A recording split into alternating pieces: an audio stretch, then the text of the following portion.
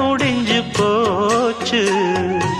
ஈசான மூலையில லேசான பள்ளி சத்தம் மாமன் பேர சொல்லி பேசுது.